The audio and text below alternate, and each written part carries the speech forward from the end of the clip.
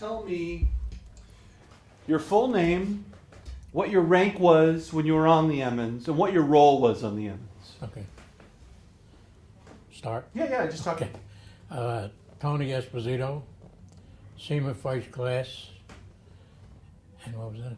And what was your role on the Emmons? What did you do on the Emmons? I was a depth charge release on a bridge. So what did that mean? That was my battle station. Hmm. And whenever we got a submarine contact, the captain would tell me what to set the depth charges at, and I would relay that to the fellas on the deck, and then he would tell me when to push the button to release the depth charges. So you were on the bridge with the captain. Yes. Mm-hmm. Uh-huh. Yes. So you saw all the action, all the Yes. things going on, and heard all the secrets about what was going on. and so when you for how long? When were you on the Emmons? I put it in commission, and I was on it when it was sunk. You were on it for its entire For the life. whole life, right? Yes. So what were your first impressions of the Emmons when you got on the ship? It was a big boat at that time. Yeah. Yes, it was very big, and then I really didn't hit me that much, but all I know it was big. Yeah. I never seen anything that big. And so, when you think back on your career on the Emmons, what is there a story that really sort of is most memorable for you? Oh, there's a lot of them. The first was a trip to, we had a shakedown cruise to South America. Went to Ecuador, Colombia, Chile, Peru, and then we went on the other coast to Bahia, Brazil. That was quite a trip. Of course, that was a shakedown. We were all brand new. Going through Cape Hatteras, we all got sick. And then after that, well, the next one was the Normandy invasion. Well, actually, I made the African invasion too.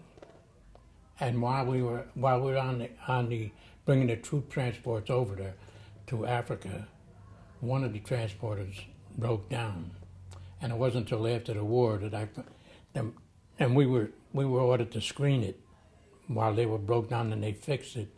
And then I didn't realize until after the war that my brother was on that same ship that was the transport. He was in the Army. Wow. And then the next one would be, well, Normandy, of course. Now, were you on the bridge during Normandy? Yes. Mm-hmm. So you had a front row seat to some pretty amazing, horrible things. Yes, we did. And as a matter of fact, I remember one time Captain Billingsley was there, and I told him that I could hear the shells whistling overhead. And he says, you don't have to worry about those. The ones you don't hear is the one you have to worry about. Could you see the beach? Could you see what was going on? Oh, yeah. So what were you witnessing? I was witnessing our guys on the 20 millimeters shooting at these. You could see the Germans running from one bunker to another, and I could see them shooting at these guys. Whether some of them they got hit, but most of them made it right to the next bunker, and then of course the 5 inches take care of that. Take out the bunker. Yes. Because the Emmons did a lot of work to remove some of the major battle stations of the Germans, right? Oh yes. Mm-hmm. So tell me a little bit about that. What you guys did that day?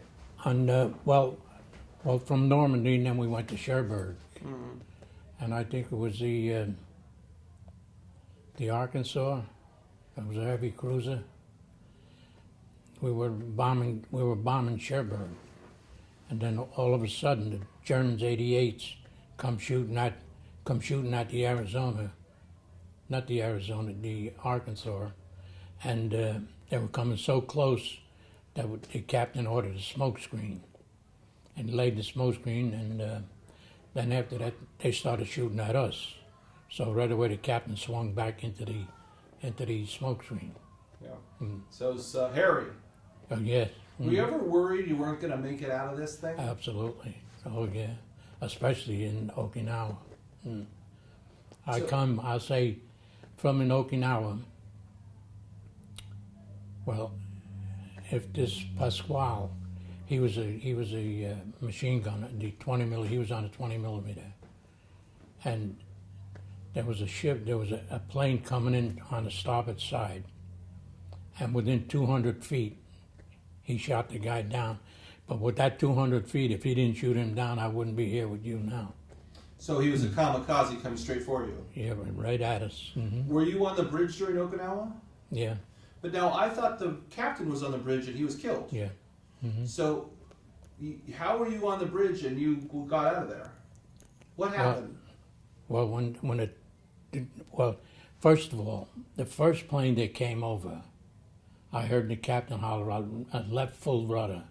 And so this plane comes down, he goes right through right between the stacks and crashed into the water. But then right after that, another plane come down and knocked off the screws. So now we're dead in the water. So I looked over the starboard side and I hollered into the captain. I says, there's a Zeke and a Betty coming in low on a starboard quarter. But by the time the words get out of my mouth, they were already hit. What is a Zeke and a Betty? They're suicide. One is a fighter plane and the other was a bomber. Oh. And so, but then they hit the radio room. But then they hit exactly where you were, though, right?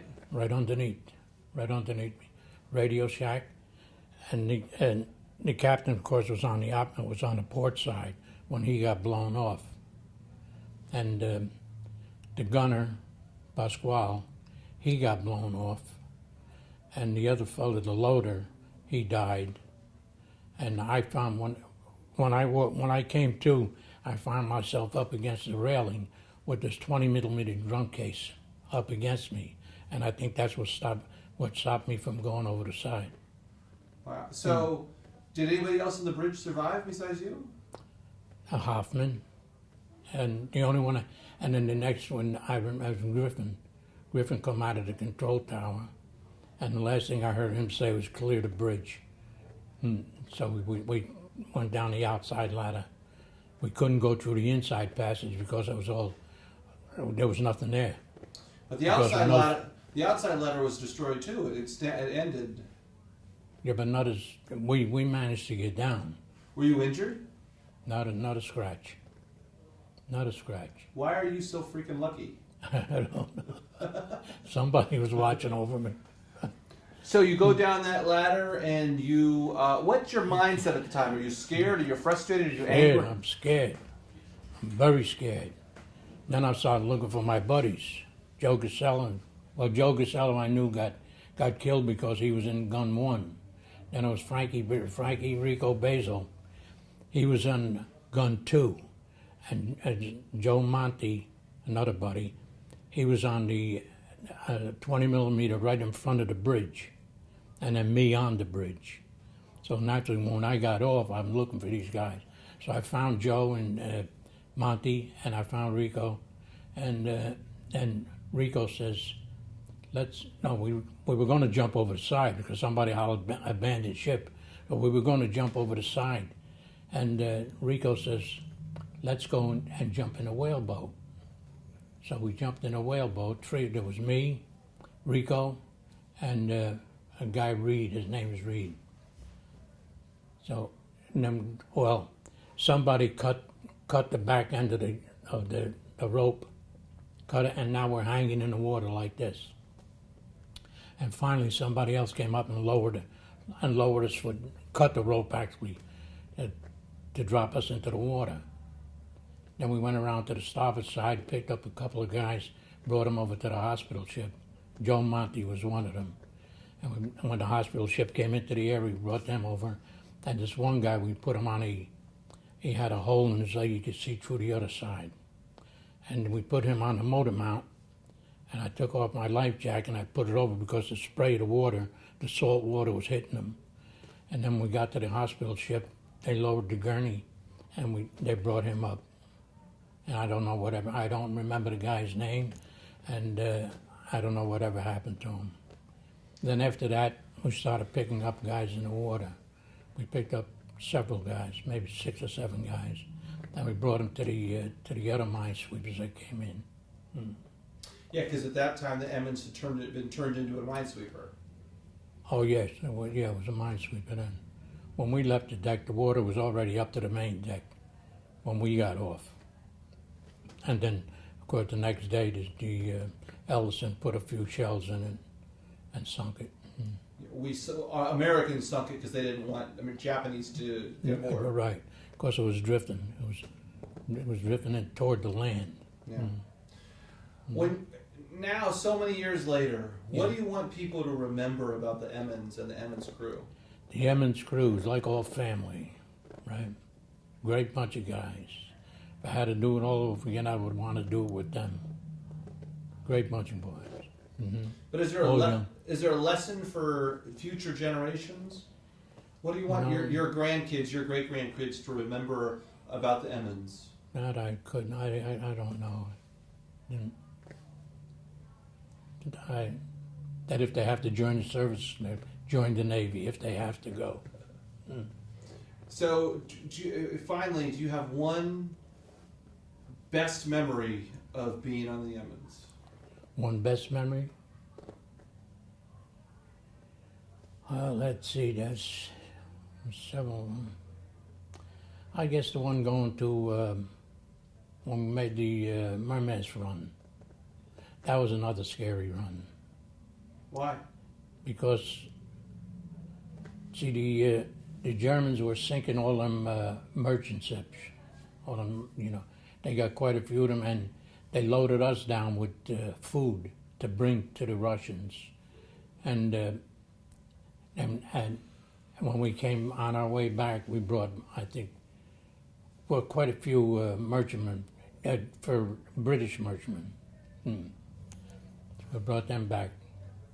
So you felt but on the way up, there was one scary moment there when we were actually, the lower part of the ship was actually in a fog, and the upper part of it was out of the fog. So if a German plane come in, they could have spotted us, but we couldn't see them unless we picked them up by the radar.